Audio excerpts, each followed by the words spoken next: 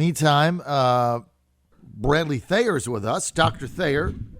He's a professor of political science at the University of Texas, San Antonio. And he is co-author of the book, How China Sees the World, The Balance of Power in International Politics. And there's a lot going on with the Chinese now. Of course, the Democrats are concerned about Russian collusion. And what they're not really concerned about is the fact that the Chinese empire keeps expanding all over the globe in every which way. And, of course, they're out negotiating everybody and even trying to have their own currency to replace the dollar as the world's leading currency. And he's joining us now, Dr. Bradley Thayer. Hey, Doc, good to have you with us. Morning, John. It's great to be with you again. Now, Doc, let's get to China and the op-ed that you had in The Hill, which I had a chance to read. That's why I was excited to get you on today. Your op-ed says, tear down the Great Firewall to win the war with China. So you put this op-ed out, and now we find that the Chinese manufacturer of phones and electronic technology, how do I say it? Huawei? Or Huawei. What? Huawei? Huawei. Huawei, Yeah. Right? That Chinese company. So they sell phones to Italy and the Italian government and the software that goes with it. And now we find out that they may have, well, not they may have, that they implanted spying spider devices. I mean, these people are, all they do is cheat, steal, lie. And so they implant spying devices in these phones so they can send them back to China. And they go to the Italian government. They get into their internet. Everything they do, they cheat, steal, and lie. Why are we even doing business with them? Well, that's a great question. Why are we doing business? And the issue there is really, why are we doing business at such a disadvantage to us? Right. Consistently, we seem to, we have for the last decades structured our trading system so that China benefits far more than we do. In terms of in relative gains, they're gaining a heck of a lot more than we are. And it's time to start reversing that and to put our trading practices on the basis of reciprocity. If they're going to not allow us in, or they're going to put barriers, then we should do the same to the Chinese. And critically, the firewall, right? The piece that I wrote with my colleague Lan Xiaohan makes the argument that what we need to do is really take away one of the pillars of the Chinese government, and that is their ability to control the internet, control what's coming in from the outside, which allows them, of course, to police Chinese thought and Chinese political practice.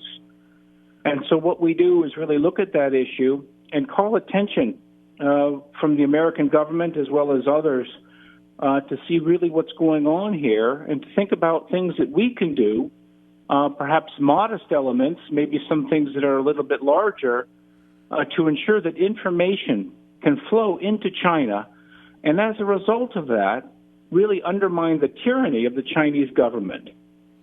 So it's a big piece, and it's got a lot of attention, and that's the thrust of the argument. So, I mean, Dr. Thayer, that sounds great, right? It sounds great. Let's have a two-way street where we can get information flowing into China to enlighten them. But with the regime there and the way they monitor everything, the internet, you can't get information in. I mean, it sounds good on paper, but practically, how do you do that? Well, I think that there are some measures that we can take, that we can use our leverage in trade as in other ways to open up the Chinese internet market and advance internet freedom. We should have our DARPA, the Pentagon, the Defense Advanced Research Projects agencies, partner with the National Security Agency, for example, and the private sector to develop technologies that would be easy to employ to help defeat the Great Firewall in China. And that might include creating a Web3 based blockchain technology, so that would be very difficult to censor, or a new generation of VPNs, for example. We also the U.S. government might set up an office at the highest levels of government, in the President, the National Security Council, to really lead the ideological warfare effort and make sure that technology is widely disseminated to undermine them. Another thing we can do is rely on U.S. media and other actors to call attention to this problem and work through our allies as well as directly to ensure that the Chinese have a greater internet freedom. But you're right; it's a devilishly hard problem because the Chinese monitor their society very closely. We have problems with internet freedom here in the States, but obviously in China, it's many orders of magnitude far worse. And the Chinese government recognizes how much their power depends on really controlling the flow of information. So we need to be clever, and we need to work hard to find ways to undermine it, recognizing that it's going to be iterative. We're going to take some steps. They're going to respond. We're going to have to take additional steps, kind of in a never-ending cycle. Let me ask you something. We're with Dr. Bradley Thayer, PhD and professor of political science at University of Texas, San Antonio. Let me just ask you something. There's no doubt that 2050 or something, whatever the Chinese goal is, that they're really looking for world economic and military domination, right? I mean, that's not even absolutely a debate, right? They say that publicly in their stuff. They say it publicly. Yeah, they say it publicly. By 2050, they want world economic and military domination. And so when we said at the beginning of the conversation, they cheat, they steal, they lie, they spy. It's all they do. I mean, everywhere you go now we're finding out you get, two college professors in a university doing research, where the university is doing research on cancer, and they're trying to steal that and send it back to the mainland, right? So it doesn't matter what it is; they're just trying to steal it because that's what they do. Now they're trying to create their own currency. I mean, and I get your window into the Chinese people to give them access to information, and that changes hearts and minds. I get it. But militarily, what should we be doing? Well, militarily, we need to do, there are many steps we need to take, both in terms of the conventional force structure that we have in the Asia Pacific. We really need to increase our deployments there. In the Philippines, returning to Taiwan, for example, the Republic of China, that's absolutely essential.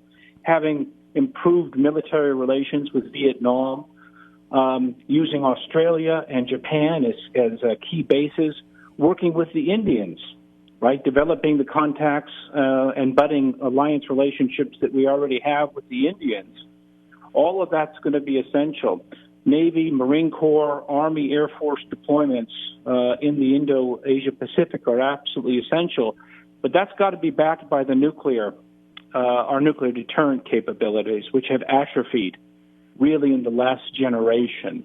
And we need to work hard, as the Trump administration is, lots of individuals in the Department of Energy and in the Pentagon working to essentially develop new capabilities and to restore basically the type of nuclear capabilities that we need to have to back up our conventional forces in the Indo-Asia Pacific area. So there's a tremendous amount of work to be done. We kind of took a holiday in the aftermath of the Cold War, and we lived on the capital we accumulated during the Cold War.